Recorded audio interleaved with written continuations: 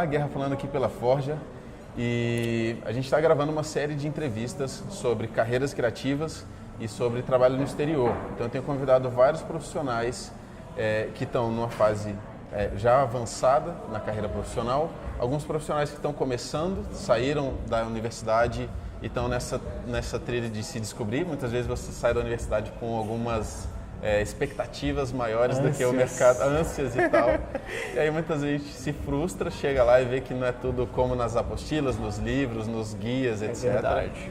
E muitos caras, além da galera que está começando, eu tenho chamado muita gente que já está há 10, 15, 20 anos no mercado e construiu uma história legal, tem muita bagagem para contar e que conseguiu se manter valioso e com propósito, com tesão pela profissão ao longo de tanto tempo trabalhando e que tem também insights para compartilhar sobre isso. E o Daniel Macedo está aqui, aceitou esse convite. É um cara que, desde que eu comecei lá em 99, 2000, eu ouço falar dele. Quando aqui em Brasília surgiu a Isobar, a Agência Clique, hoje é Isobar. Na época, não era nem Agência Clique ainda, né? Era antes, era Atelier. Era Atelier na época. E aí tinha uma galera, o Herbert, que é dono do Melbourne Café, era um dos caras. Enquanto a gente estava deslumbrado por ter entrado na universidade, estava numa vida meio boa, querendo curtir o descanso de sair da pressão do ensino médio do segundo grau na época, o Herbert já tinha uma obstinação muito grande. E aí eu comecei a ouvir falar do Macedo, depois quando tive contato com outras pessoas do mercado e sempre surgiu o nome do Macedo, só que eu nunca tinha conhecido esse cara, a não ser por trabalhos na internet e a fama dele. E recentemente eu conheci ele ali no Copiloto, por meio da Heloísa Rocha. Eu estava lá, trabalhando, lá é o nosso escritório, no Copiloto, e aí surgiu um cara, eu falei, eita, eu conheço esse cara. Aí eu fui lá meio de gaiato e o cara é muito gente boa e super humilde, e cada vez que eu converso com ele eu tenho convicção dessa humildade, porque o cara tem um conhecimento absurdo. E é isso, essa conversa vai ser sobre essa experiência. Então, Macedo, valeu demais. Que isso, velho, valeu. Eu que agradeço pelo convite, é muito legal poder falar. E assim, é uma carreira, cara, que você falou uma coisa muito interessante, que existe uma espécie de ansiedade na galera que está começando, assim. E as pessoas precisam saber que é uma carreira que tem muitos degraus, assim, muitos. E você precisa de muitos anos para subir esses degraus, não tem elevador. Então, assim, tem que ter paciência para você passar por todas as etapas. E é importante passar por várias etapas, cara. Cada etapa tem um aprendizado diferente que vai fazer com que você fique melhor lá na frente, né? Legal. Conta um pouco dessa tua história. Como é que, cara, de onde você veio, como você começou? Eu vou voltar um pouco mais, assim, eu sempre gostei de desenhar. O meu negócio, eu tinha um negócio com desenho muito forte, assim, desenhar a lápis, rabiscar, desenhar. Eu gostava muito de história em quadrinho quando era moleque, assim, era muito fascinado e continuo sendo fascinado por esse universo. Meu filho agora está fascinado por esse universo e a culpa é minha. Mas assim, então eu tentava desenhar as coisas ali, foi uma coisa muito engraçada, assim, porque eu olhava para uma revista em quadrinhos na época, isso eu tô falando de 93, 92, 94, por aí, esse período onde eu tinha 12, 13, 14 anos, e eu falava, pô, tem um negócio na pintura dessas revistas aqui que eu preciso entender como é que esses caras fazem, né? E o processo era muito complexo na época, mas a gente já tinha computador ali, bem no comecinho, os primeiros PCs e tal. Eu falava, pô, mas será que se eu conseguir botar um desenho desse no computador, será que tem jeito de fazer esse troço funcionar? Será que tem jeito de eu conseguir fazer essa pintura acontecer? Eu ia anotando. E aí, cara, isso foi ficando, eu usava muito lápis de cor, canetinha, nananã. E teve uma época que eu descobri um programa que, na verdade, ele não era o Photoshop ainda, mas ele já trabalhava em camadas. Esse programa foi comprado pela Adobe alguns anos depois e virou Photoshop. Entendi. Antes de virar Photoshop. Entendi. Ainda não existia Photoshop, não era um concorrente, não, era uma prévia. Era uma prévia do que acabou virando o Photoshop depois. Mas, basicamente, era o seguinte, você conseguia escanear o desenho e conseguia pintar camadas. Então foi por aí que eu comecei. E eu comecei ilustrando. E aí, assim, pintou uma oportunidade para mim nessa época. que foi inclusive, eu já conheci o Marcelo Ottoni há muitos anos, eu conheci o Marcelo Ottoni de infância. Pô. Mas eu trabalhei com o Ottoni nessa época. A gente tinha um portal aqui local, um provedor de internet, que era o Zais. Uhum. E eu entrei porque o Zais produzia conteúdo regional nessa época. Uhum. E pouco tempo depois o Terra da Espanha, o Terra veio e comprou o Zais e isso virou uma operação nacional. Então foi o primeiro grande contato que eu tive com comunicação, assim, de verdade. Então, assim, eu acabei me infiltrando dentro dessa equipe, cara, e meu papel na época era muito simples, assim, eu ilustrava as coisas que o Ottoni escrevia. Eu estava colado com ele e fotografava, e eu programava o HTML junto com os caras, e os padrões vinham do Terra, e a gente tinha que fazer fotografia na rua, acompanhar evento, e era uma cidade virtual de Brasília na época, era um projeto muito... Tinha uma no UOL, tinha uma no Terra, e daí depois isso começou a crescer. Uhum. Então, assim, a gente trabalhou nessa época, isso deve ter sido mais ou menos em 99, assim, e foi aí onde tudo começou, foi aí onde eu comecei a ter muito contato com a parte de código. Mas assim, cara, nessa época eu já senti uma coisa assim, uma angústia, porque foi um troço muito engraçado. Quando a equipe do Terra começou a passar os guidelines do produto global para a gente implementar o portal aqui, tinha muita referência de design já nesses produtos. Uhum. E assim, é uma época onde eu estava estudando ainda, eu ainda fazia ciência da computação na Católica nessa época. E eu comecei a ver a questão de design, comecei a ver os caras, eles mostravam muita referência de design gráfico nos guides, e os guides eram bem simples, eram bem rústicos na época, assim, comparado com o que a gente tem hoje. Uhum. Mas assim, eu falava, esses caras têm um troço diferente, assim. E foi na mesma época que a agência Clique em São Paulo começou a fazer coisas diferentes, assim. Então, tipo, os sites nessa época eles tinham uma formatação padrão, eram frames, um header, um menu na lateral e o conteúdo aqui no terceiro frame. E aí, basicamente assim, eu olhava e falava, será que tem como programar e mudar essas coisas de posição? Será que tem como fazer isso um pouco diferente e tal? E a gente começou a tentar fazer isso para alguns clientes no Terra, porque a gente vendia mídia na época, e a gente começou a fazer que seria era uma coisa muito rudimentar, equivalente a que é um hot site hoje em dia, assim. E aí, né, você tinha uma imagem, você tinha um destaque, alguma coisa ali, e eu fiz um portfólio com esse material. Então era legal, um portfólio pessoal.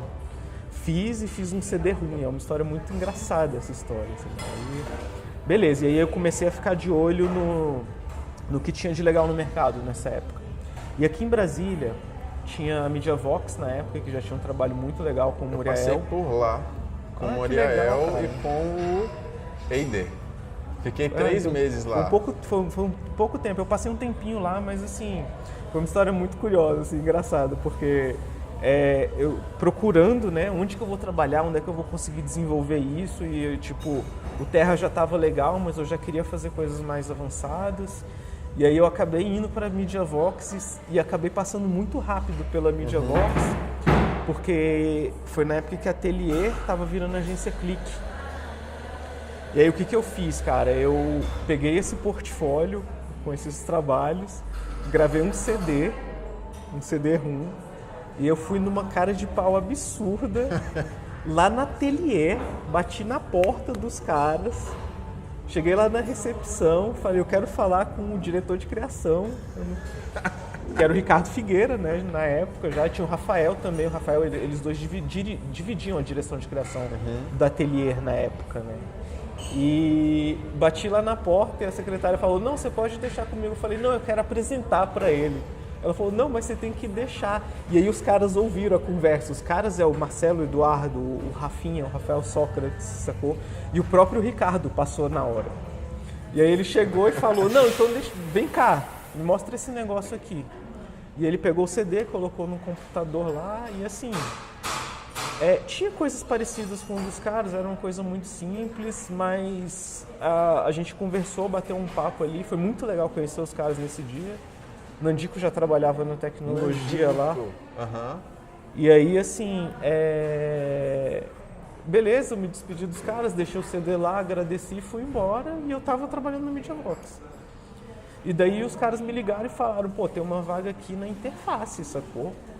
Eu falei, pô, já tô acostumado a programar, talvez, né? Eu tava querendo ir pra questão do design já, mas eu falei, não, é uma oportunidade de entrar onde eu quero. E entrei. Eu aceitei a oportunidade e fui, cara, fui para programar, para codificar.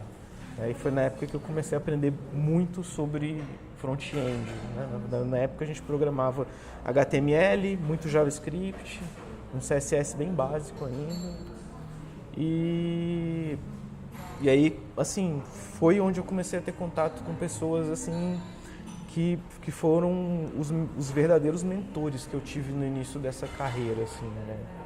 Então, assim, dentro da interface ali, o próprio Marcelo, o Marcelo que é o WorkCo hoje, que me ajudava muito na questão dos scripts, na questão de interpretação de código, de me ajudar a mostrar se as coisas estavam no lugar certo ou não. E aí tinha o Rafinha também com a gente no código. O Nandico já era mais uma ponte de transição. Antes de começar o Flash ainda.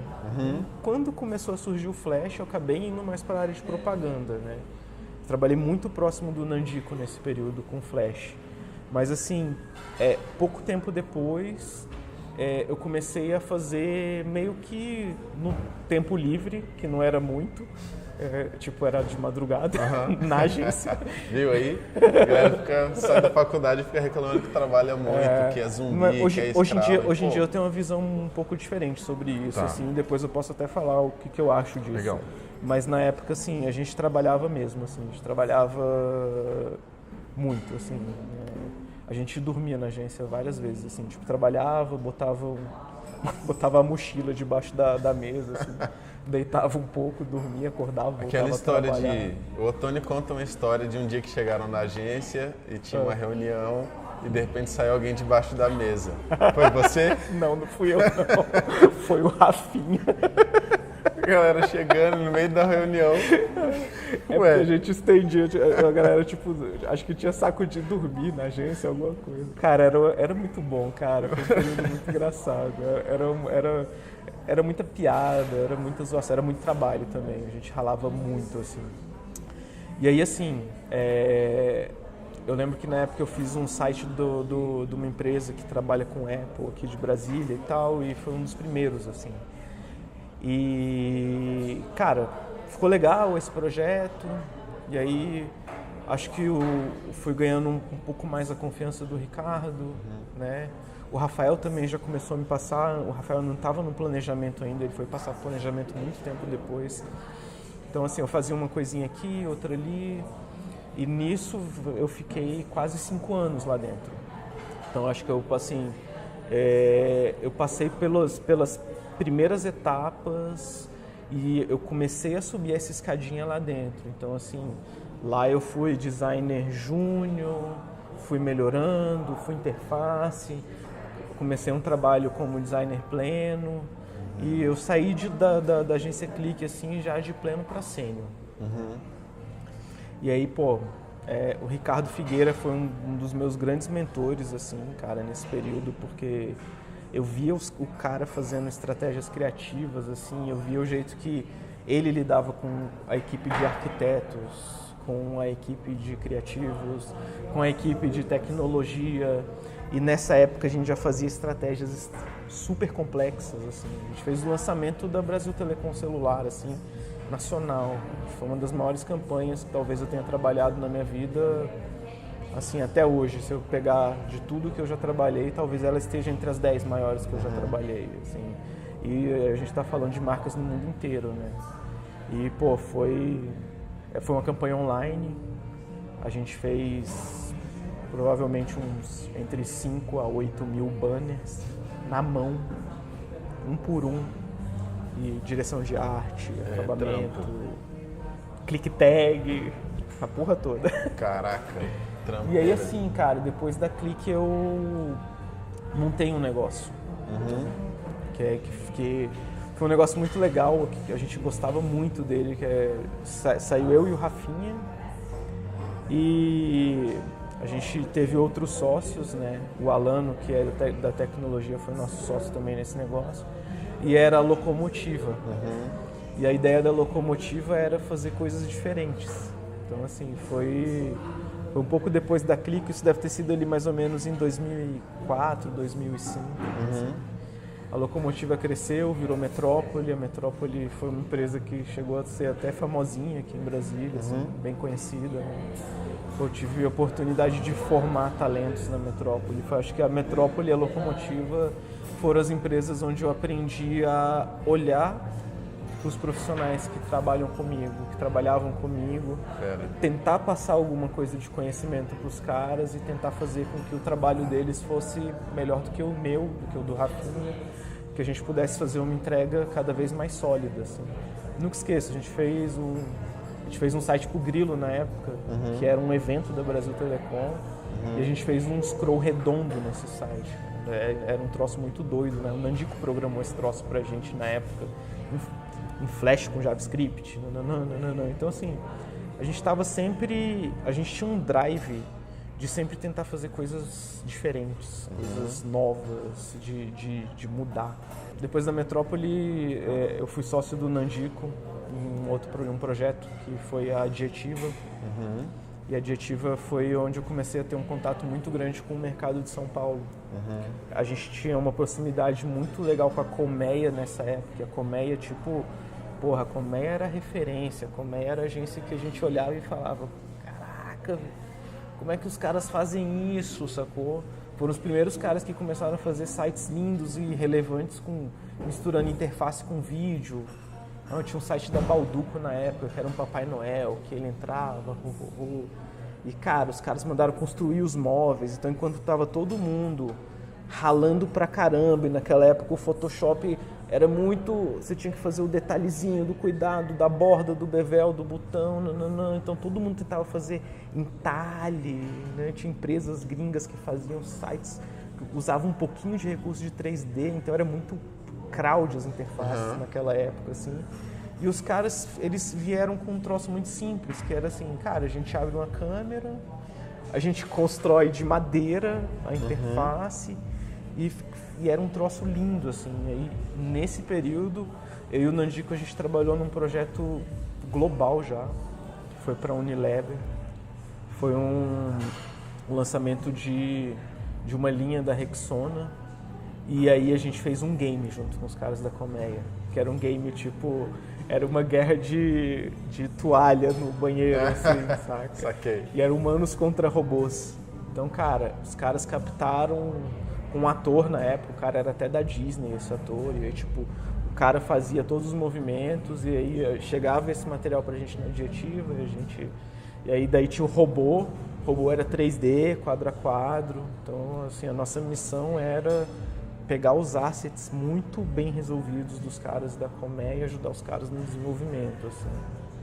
Um tempo depois, a Adjetiva estava com um foco muito grande em desenvolvimento, assim, já estava com uma equipe muito legal rodando, e eu tinha outros objetivos, assim, eu queria voltar a trabalhar com design, com direção de arte, com propaganda. E aí eu saí da Adjetiva, o Nandico continuou tocando. Eu sou muito feliz de que o negócio assim continuou dando certo. Chegou a juntar com a Hilde, né? Depois desfez o negócio e assim. O Nandico consegue fazer muitas coisas hoje assim com base em tudo isso que a gente construiu. Acho que tudo que vem dessa nossa formação assim, cara, ajuda na busca que a gente tem no dia a dia para fazer coisas melhores, assim. E aí foi quando eu fui trabalhar com a Adriana na Digital. E aí o legal da Digital, assim, é porque foi uma agência onde eu tive contato com as agências off aqui em Brasília. Eu tive muito contato com as agências off. Então, assim, a gente fazia as campanhas do Ministério da Saúde, fazia as campanhas de trânsito de cidades. Cara, a gente fazia muita coisa para Caixa já nesse período, então a gente atendia a Caixa Seguradora já. E aí era de tudo, era propaganda, portal, nananana. Mas foi um período legal, porque foi um período onde eu pude aprender e eu pude ter um contato maior com profissionais da propaganda tradicional. Então eu via, porra, olha como é que um cara... E assim, cara, eu tenho uma coisa muito forte dentro de mim, assim, que é... Eu tento ser muito observador sempre, assim. Quando eu tô num lugar e eu tô trabalhando, e eu tô com pessoas trabalhando ao meu redor, assim, eu sempre tento perceber o que faz aquela pessoa brilhar. E aí eu tento olhar dentro do trabalho dela, eu tento ver quais são as características, eu tento ver no jeitinho da pessoa como é que ela leva aquilo no dia a dia. E aí, pô, assim, em toda essa estrada, uma coisa que eu aprendi, cara, é que você precisa estudar. Sabe o que eu acho que você precisa estudar? Porque assim, eu tô trabalhando há 20 anos com isso, 20 anos, e toda semana eu entro na internet e eu acho alguém melhor do que eu, muito melhor do que eu, muito. E quando eu olho o trabalho desses caras, eu falo, caraca, olha só, velho, então eu preciso apontar pra cá. Porra, como é que esse cara faz isso? Porra, então eu preciso apontar pra cá. Pô, que técnica que esse filho da mãe usou? E aí, assim, eu tento criar sempre novas referências para buscar. E aí, essa busca de conhecimento é o que eu chamo de estudo diário, assim. Você precisa estudar todo dia.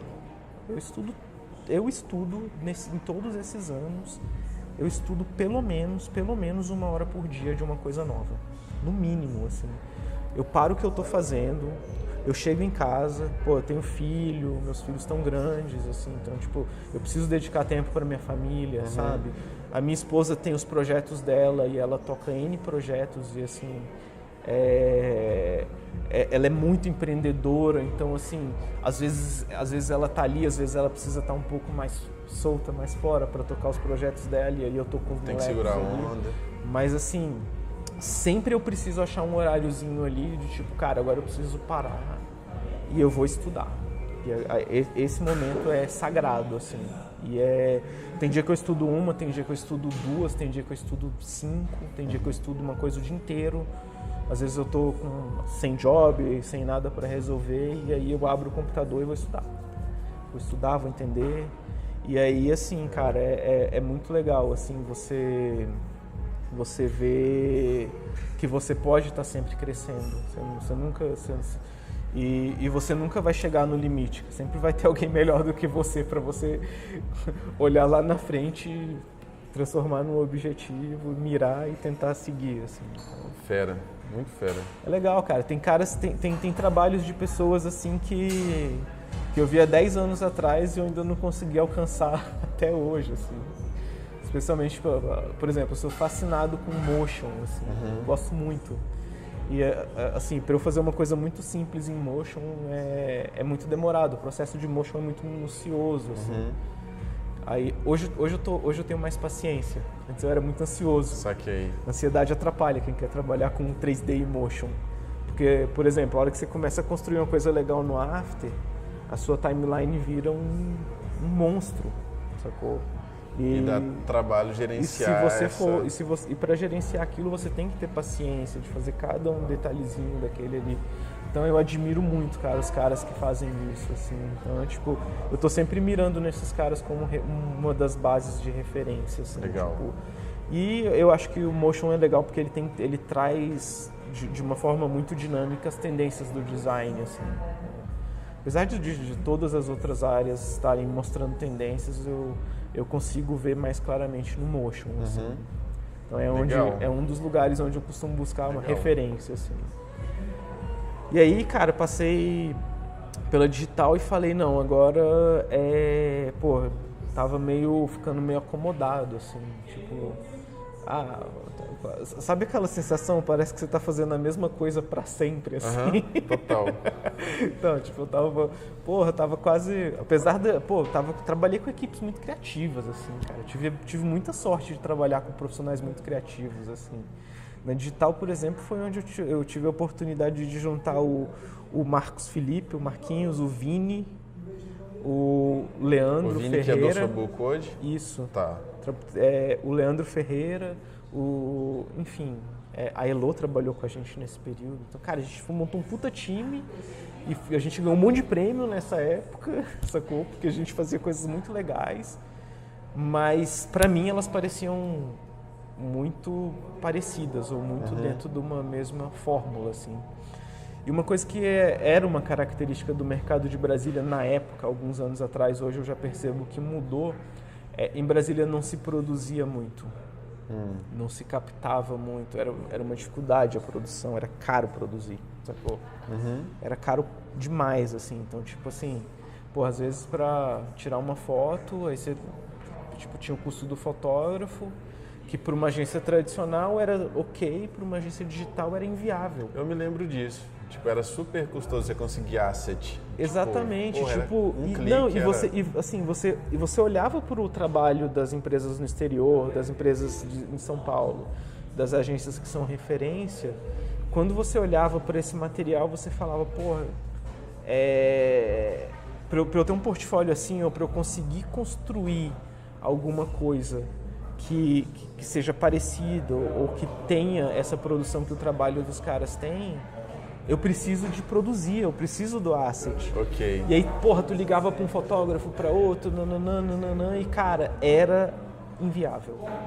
Assim, a gente batia sempre na barreira do inviável. Produzir vídeo, então, nesse período era sonho, assim. Tanto que os primeiros vídeos, cara, vou falar dessa galera toda que veio do digital, assim. Quando a gente conseguia produzir vídeo aqui em Brasília, era uma festa, cara, no digital, porque, porra, era muito difícil você conseguir. Então, tipo, porra, a agência que tava com o vídeo ali tava com um material de vanguarda, considerando o mercado, sacou? Eu falei, não, cara, eu preciso entender como é que esses caras fazem isso acontecer. E aí é busca por conhecimento, sacou? Sempre é busca por conhecimento. E aí eu comecei a procurar oportunidades no mercado tradicional. E foi um período onde as agências estavam contratando muito, tipo, pô, vamos trazer um perfil digital pra gente fazer a transição, né? Então tinha essa vontade, tipo, as agências querem transicionar, a gente quer fazer um 360, que era a palavra da moda na época, a gente quer fazer integrado, a gente quer fazer... E aí massa. E aí nessa mesma época, as pessoas começaram a fazer... Foi o boom dos videocases nesse período. Então, assim, eu lembro que o primeiro grande videocase que eu vi foi um botão que chama Post-Thread Drama, da TNT. E aí era uma situação toda encenada na frente de um café. E, cara, era propaganda acontecendo no mundo real, era o troço começando a mudar, sacou? Então, os caras estavam começando a aproveitar outros movimentos. Então, estava tudo convergindo de um jeito muito rápido. Eu falei, pô, eu tô ficando para trás aqui no digital porque eu não entendo como é que os caras fazem do outro lado. Eu não sei como me comportar num set, sabe? E a gente tem que ter humildade para assumir, cara. Tipo, eu fui criado num mercado que não tinha produção, sacou? Então, assim, acompanhar uma fotografia era um suplício, assim, porque o cara perguntava e você... Eu vi muita gente ficando perdido.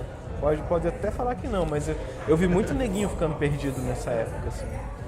E aí, cara, foi mais ou menos na época que eu tive a oportunidade de ir para Curitiba. E foi quando eu fui para Heads.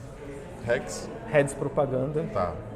E na Heads, o primeiro contato que eu tive forte, assim, foi com um diretor de criação, que é o Fábio Miraglia, que assim, para mim também foi um mentor nessa parte de mídia tradicional, assim. O cara, velho, ele é um monstro, sacou? Fábio Miraglia? Tá. Ele foi diretor de criação da JWT muitos anos em São Paulo, então, assim, o cara atendeu a HSBC, assim, fez, tipo, campanhas memoráveis, assim, para a HSBC. E aí, depois de um tempo, eu tive contato com outros diretores de criação, porque a Heads tem Curitiba, São Paulo, Rio e Brasília, sacou? Aqui em Brasília é o Saulo. No Rio era o Flavinho na época que eu tava lá. E São Paulo tem o Kik Borel, que é um cara, uma figuríssima, assim, que eu adoro, sacou? Então, pô, tipo, pude aprender muito com esses caras. E foi quando eu comecei a ver como esses caras trabalham, como esses caras fazem roteiro, como as equipes desses caras trabalham em direção de arte. Cara, assim, o digital podendo aproveitar do recurso que esses caras já tinham, eu falei, pô, isso dá pra fazer uma transformação absurda no ambiente digital. Velho, os caras tratam imagem com as melhores produtoras. Os caras têm a Platinum FMD tratando imagem pra eles, pra um anúncio de revista, sacou? E quando eu tava na Reds, eu falei, por que não colocar essas produtoras fodonas e grandes e, né, que todo mundo gosta pra caramba do trabalho deles, pra fazer coisas pro digital. E aí foi um período onde eu comecei a fazer coisas muito legais no digital. A gente fez uma campanha da Petrobras que foi os 60 anos da Petrobras. A gente criou uma hashtag na época, que era o Me Inspira, foi uma campanha muito forte no social. Depois eu te passo o link, tem um videocase dela em português e em inglês, mas assim, posso deixar isso num link para vocês darem uma olhada, porque é interessante. Cara, a gente produziu uns 100 filmes pelo Brasil inteiro, contando histórias das pessoas. Eu falei, porra, olha que legal, cara, eu tô contando a história das pessoas. Um troço que eu tava a fim de fazer há, sei lá, anos atrás lá no digital e acontecendo e realizando, sacou?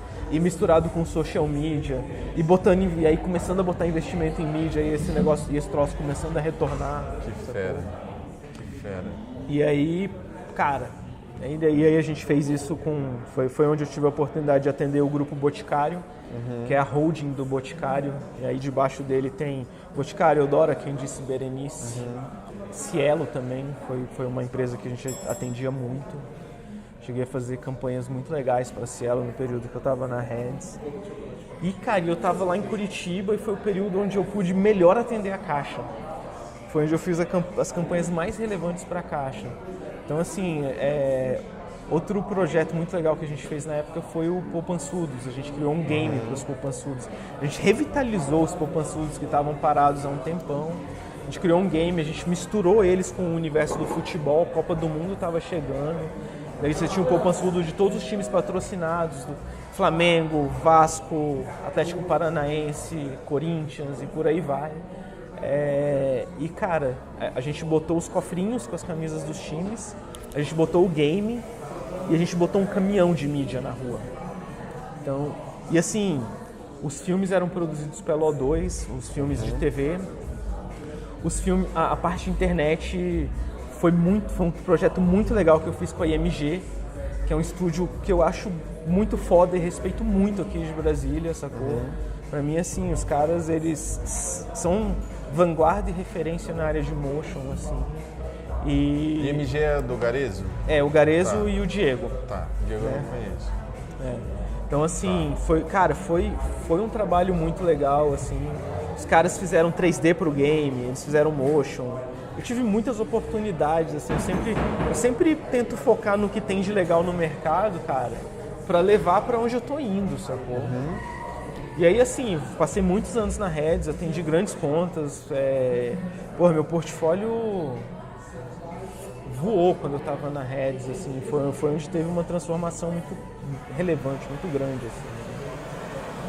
E aí, cara, ainda em Curitiba, eu comecei a pensar, e fora daqui, né? Como é que... De novo, como é que funciona? Porque, na verdade, você começa a se inquietar, né? E assim, e fora daqui, como é que funciona e tal? Eu acabei voltando para Brasília. Fiquei um tempo trabalhando com promo aqui. Já tinha trabalhado antes. Fiquei um tempo trabalhando com promo na Flap.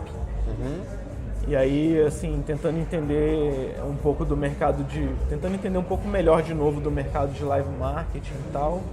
Mas nesse período lá começaram a surgir oportunidades que eu vinha desenhando há muitos anos.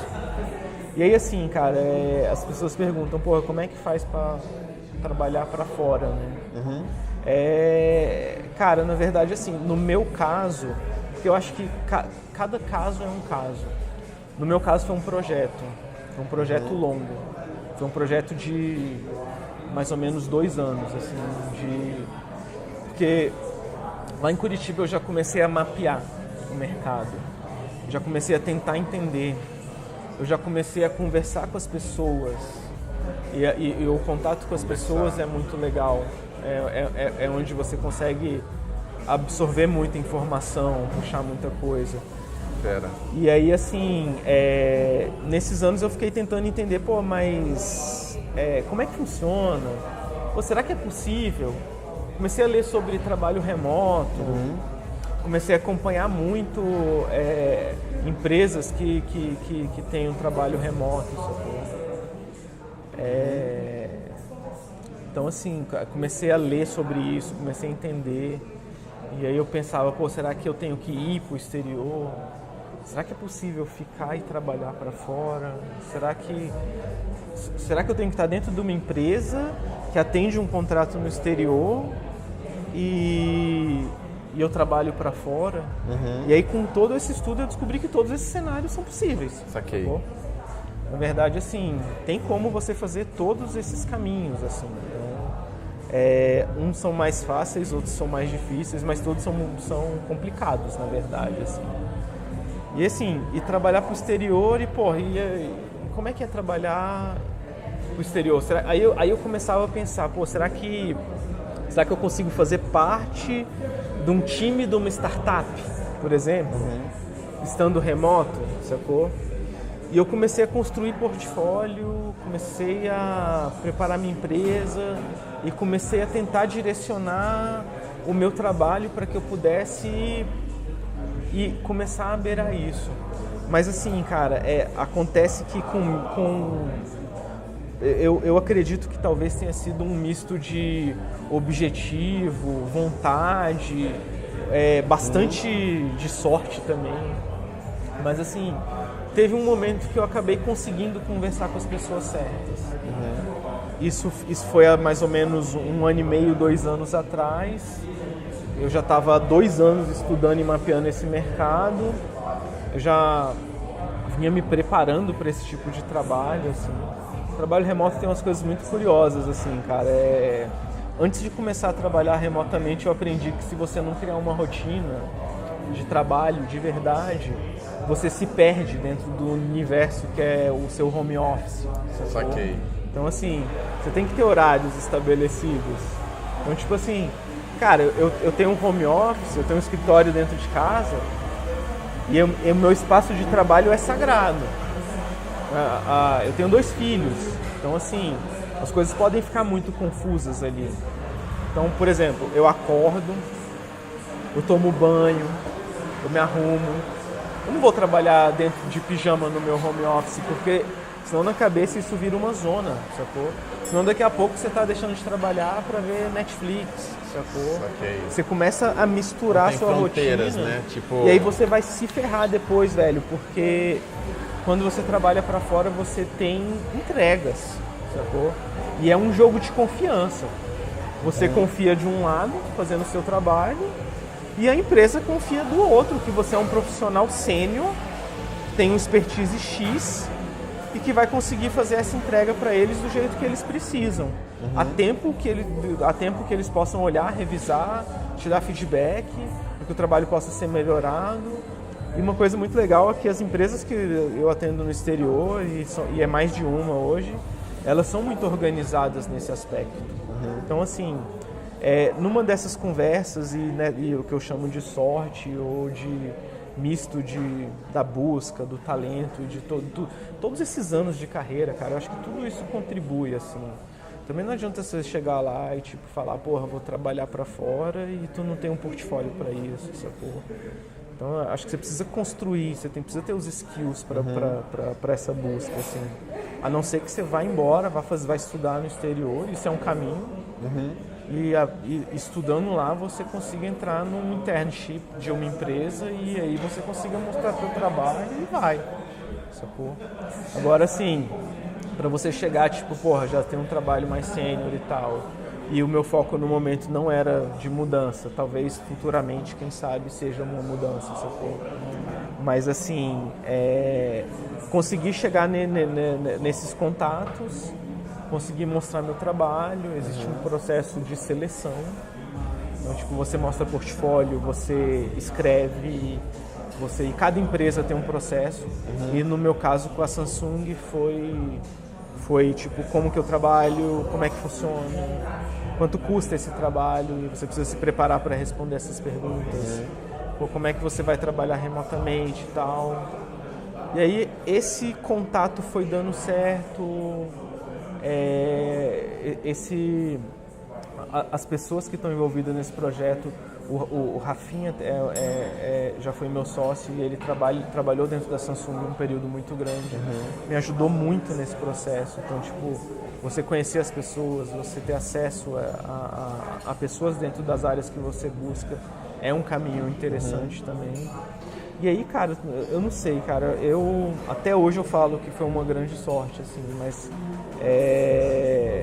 comecei a trabalhar diretamente com a Samsung, desenvolver projetos junto com eles, projetos muito legais na área de IoT. A gente faz muito evento, é muito design digital, design gráfico, para suportar o trabalho dos caras em outras áreas. Recentemente, o Rafinha, inclusive, trabalhou muito comigo num projeto que foi o Driveline, que é a área de carro autônomo, que é um mercado onde a Samsung está entrando. Está no meu portfólio, depois você pode botar o link aí. E aí, cara, o trabalho no exterior começou aí. Então, assim, dentro desse estudo, eu vou encurtar um pouco aqui, mas tem várias etapas que, basicamente, assim, tem o jeito de você se inserir, e é uma peneira mesmo, sacou? Então, assim, e como eu falei antes, você pode ir trabalhar numa empresa que trabalha em empresas no exterior, você pode tentar um contato mais direto, você pode estar numa startup que trabalha para fora, você pode até conseguir uma vaga numa empresa grande e ficar remoto, ou você pode ir embora para lá com o teu talento, o teu trabalho, o teu portfólio. Então, e começa a construir a história lá. Exatamente. Tá. Então, assim, isso é como eu vejo as formas hoje. Ou através do estudo também, né? E para estudar, por exemplo, numa General Assembly, e aí de lá você acaba trilhando por lá. Tem muita gente que vai assim. Tem a organização do trabalho, que são as entregas do dia a dia mesmo. Então tem muito a ver com o home office, o home working, o seu dia a dia, a sua organização pessoal, o seu jeito de escalar as demandas e o seu jeito de fazer as entregas. Tem um processo de receber do exterior, que é complexo. E o processo de receber do exterior dá uma conversa desse tamanho que a gente está tendo aqui. Só sobre como receber. Eu ralei pra caramba, assim, para conseguir começar a receber. Então, assim, hoje eu posso dar até boas dicas, assim, de caminhos para isso, assim. A galera do Startup me ajudou muito nisso também. Assim. Os caras me ajudaram a encurtar o caminho. E, cara, eu leio muito conteúdo deles, assim, porque os caras falam muito de trabalho remoto, assim. Então, eles são um projeto super legal. Sim. Da Officeless. E é muito legal e tem muito a ver com o que eu faço, sacou? Então é isso. E, cara, e aí, voltando lá pro início da história, você não pode se acomodar, você precisa continuar buscando, você precisa continuar estudando todo dia, sacou? Uma coisa que mudou muito no meu trabalho quando eu comecei a trabalhar com o exterior foi que eu parei de usar assets prontos, coisas que as agências têm muito costume de usar aqui, e comecei a produzir muito. Comecei a produzir muita ilustração. Eu comecei a fotografar aqui mesmo para algumas coisas de lá. Comecei a usar produtoras para isso. Então, assim, isso enriquece muito o trabalho. Então, legal. Tipo, legal. Hoje eu tenho estudado, eu voltei lá na origem, na ilustração, E isso foi um recurso que hoje, pô, tá me ajudando a fortalecer esse projeto. Agora há pouco eu te mostrei os ícones. Então cara, é ilustração, sacou? Então é isso, assim, velho. É um projeto. E é um projeto que exige muita compreensão, muita dedicação, exige muito estudo de mercado. Não adianta você querer se enfiar no mercado sem entender para onde você está indo. Você precisa compreender para onde você está indo. E eu demorei muito tempo para entender isso. Eu fiquei 2 anos estudando esse troço, sacou? E comprometimento de verdade com o trabalho todo dia, cara. Então, acho que isso é um pedacinho da história, velho. É incrível. Eu anotei, 2 páginas de insight, só os tópicos, sem detalhar, e é muito insight maneiro. Eu acho que eu passei por universidades dando aula, UNB, IESB, nem sei se é bom falar nome das universidades, mas UNB, IESB... É legal falar que eu me formei no IESB, cara, eu esqueci de falar isso. No design? Na verdade, eu larguei a ciência da computação, ia fazer projeto final e falei, não quero mais isso. Já codificava, programava e tudo. E eu entrei numa das primeiras turmas de publicidade do IESB. Fera. Foi quando o IESB mudou para Asa Norte, há muitos anos atrás. Era na L2 Sul, estava mudando para Asa Norte. Cheguei a pegar aula na Asa Sul ainda. Saquei. E aí eu fui fazer publicidade. Porque eu estava justamente pensando nessa construção que você teve por fora. E que deu super certo. Sim. Mas você teve um auxílio também de universidade. Teve um período... Eu trabalhava na Clique e fazia publicidade no IESB. Saquei. E aí, assim... É lógico que a faculdade me ajudou muito, assim, especialmente porque eu estudei junto com jornalistas ainda, a publicidade ainda era misturada no meu período. Então eu aprendi a escrever muito melhor do que eu já conseguia. Assim. Eu achava que escrevia bem, mas foi na faculdade que eu acho que eu aprendi a escrever legal mesmo. Assim. Legal. Porque eu consegui ter mais capacidade para poder colocar meu raciocínio em texto, assim. Tive professores muito fodas de português. Sério. Eu me formei no IESB, cara. É importante ter isso na história. Mas tu estudava, porque a molecada não estuda. Não, eu estudava. Tipo, o cara, ele acha que... Não tinha como não estudar, chegar velho. na aula, receber o conhecimento, a informação e ir pra casa fazer trabalho. Cara, os meus primeiros semestres, eu tive português, sociologia, filosofia, ética na comunicação, sacou? Eu fui entrar na propaganda mesmo na faculdade no 5º semestre. Até o 5º semestre, eu estudava, era um curso junto com os jornalistas lá, velho. Era um curso onde a gente estudava português, lia, tinha que ler livros, sacou? Tinha sociologia 1, 2 e 3, sacou? Aprendi...